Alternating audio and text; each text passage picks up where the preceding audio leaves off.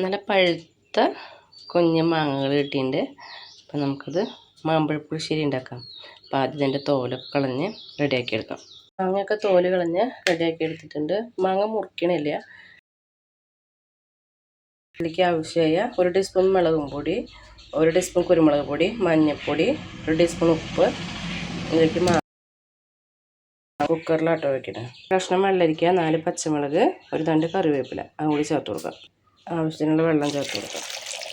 കുക്കറിൽ വെച്ച് ഒരു 3 വിസിലടിച്ചെടുക്കാം.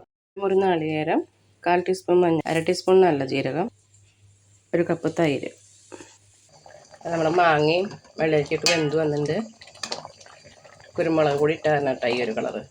അരപ്പ് ചേർത്ത് കൊടുക്കാം. ചൂടായി കടുകിട്ട് കൊടുക്കാം.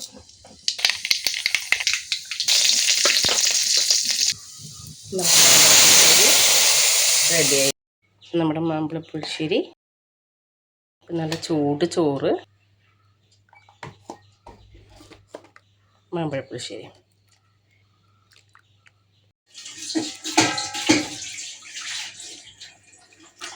മാങ്ങയ്ക്ക് നല്ല മധുരം കിട്ടാം. പിന്നെ നമ്മൾ സ്പെഷ്യൽ ശർക്കര ഒന്നും ചേർക്കലില്ല. അപ്പോൾ വീഡിയോ ഇഷ്ടമായാൽ ലൈക്ക് ചെയ്യുക, ഷെയർ ചെയ്യുക, സബ്സ്ക്രൈബ് ചെയ്യുക.